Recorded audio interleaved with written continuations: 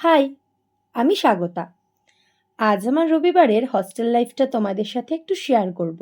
যদিও সব রবিবারের রুটিন কিন্তু আলাদাই থাকে। গতে ধরা কোনো জীবন না মেনে নিজের খুশি ও আনন্দেই দিন কাটাই আমি। প্রথমেই ঘুম থেকে উঠে চট করে বিছানা তুলে নিলাম। 2 বছরে বেশ ভালোই বইপত্র গুছিয়ে নিয়েছি। ওই জানলার ওপরের বোতলগুলো কিন্তু আমার হ্যান্ড পেন্টেড। এরপর ব্রাশে পেস্ট লাগিয়ে নিয়ে জানলা দিয়ে এক টুকরো যাদবপুর দেখতে দেখতে দাঁত মেজে ফেলি। রবিবারের হস্টেলের বাথরুমের লাইন পাওয়া আর লোঙরখানায় খিচুড়ি পাওয়া দুটোই ওই একই আর কি। তাই আগে ভাগেই বালতিগুলো রেখে নিজের পছন্দের বাথরুমখানা বুক করে ফেলি। মাথার এই খুশকিগুলোর আজ শেষ দিন কিনা, তাই একটু ওদেরও ক্যামেরাবন্দি করছিলাম। এমন সময় দেখি বাহাদুরদা আর বিট্টুদা নিজেদের প্র্যাকটিস শেষে হস্টেল ফিরছে, তাই ওদেরকে টাটা করে জেপ্টোর অর্ডার রিসিভ করতে চলে যাই।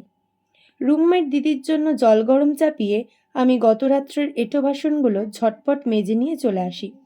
জেপ্টো থেকে অর্ডার করেছিলাম একটা লিকুইড দুধ, পাউরুটি, পাতিলেবু, মৌসুমি লেবু, গাজর, আমলকি। জানেন তো, এই পাতিলেবু, মৌসুমি লেবু, গাজর আমি মাত্র 9 টাকায় পেয়েছি।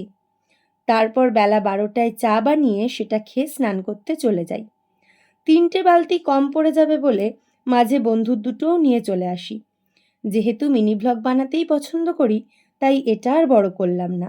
দিনের বাকি পার্টটুকু না হয় নেক্সট ভ্লগেই শেয়ার করব। এখন টাটা।